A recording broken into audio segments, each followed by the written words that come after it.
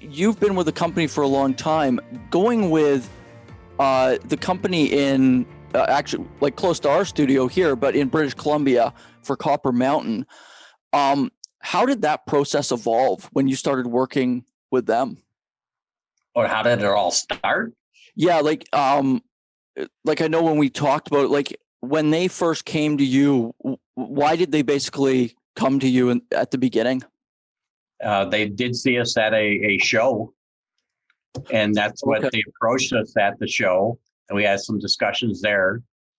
And then myself and a couple others went to site, and we got to see firsthand the machine that they had in position, what it was doing, what they were trying to get out of it. When they purchased that machine, they had hopes of doing a specific tonnage, and they were falling well short of hitting that tonnage and still breaking the machine in a very quick time period. They wanted to do something that was different, unique. They tried us. We put the machine in place, and they're very happy that they've made that decision now. So when they do that, do you go through the entire process, like from obviously the manufacturing of it, and then do you even go as far as to deliver and install it based on like what's going to be required for that machine? Yeah, if need be, if they want us to do it, we can do it. Otherwise, a lot of places will do their own install. In this particular case, we were actually on site to help them with the install, albeit they used their own labor to do it. Right. But we oversaw it.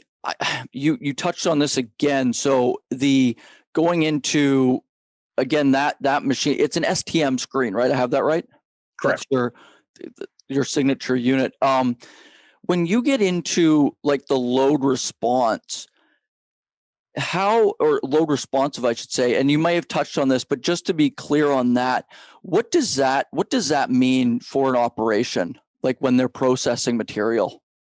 Well, if you use a typical industry standard or what they consider the brute force machine, if you put material on that machine, a brute force machine is driven by pure horsepower.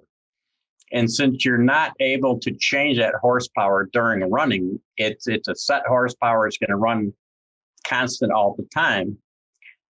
As you add material, it makes the machine heavier. And a certain portion of that material weight becomes effective vibrating weight. And that, in a sense, drives the stroke or vibration level of the machine down.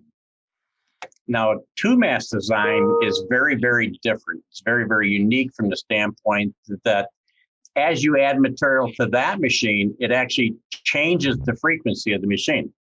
It moves the frequency closer to running speed, and that increases how much vibration goes into it. So the machine, you do not bury it. You will not, if you change from, say, 2,000 tons per hour to 2,400 tons per hour, it will react and it will handle it. Whereas the brute force machine would actually bury itself and become overloaded at a certain point.